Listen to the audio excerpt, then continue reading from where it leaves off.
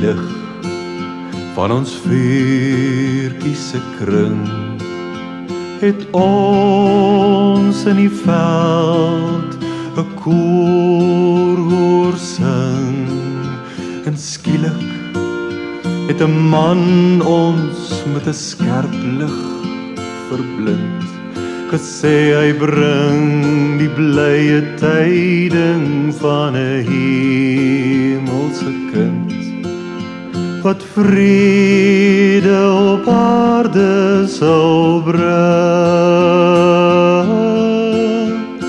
vrede op aarde sou bring.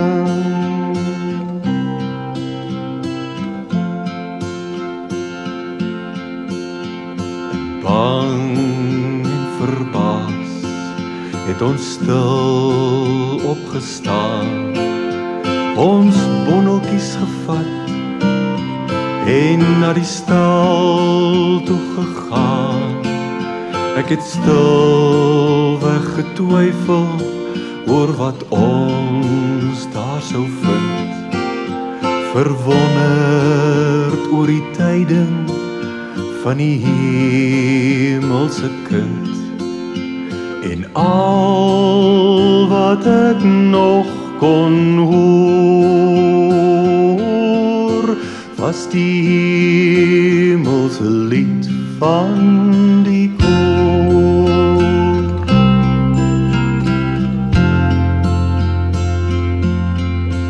By die stal het die kind in doeke gelê, net soos die man met die lig in die veld het wou hê. Dit was half of die kindjie glimlag toe ek naby hom kom, en ek kniel toe uit 'n vreemde eerbied vir hom. Ek het geweet hy was waarlik die koning,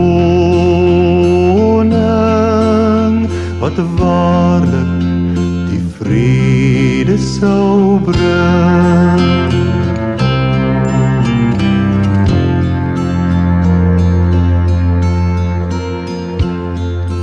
Maar wie sou kon raai, terwyl hy daar lê, wat vrede einde sy lewe sou hê, dat hierdie klein ou voetjies die kruispad sou stap, en soldate vrede spykers en hierdie ou handjies sou kap, dat hy vir ons sou moes lei,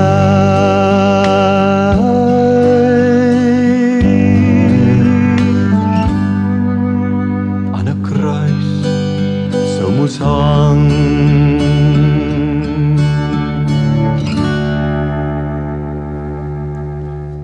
vir my.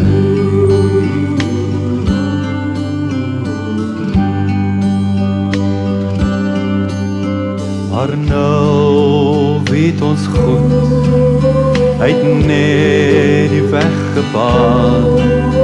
Ons weet hy was dood, maar hy het weer opgestaan. Nou weet ons waaroor het die engele so gesing, oor die verlossing wat hierdie kindjie met sy kruis dood sou bring.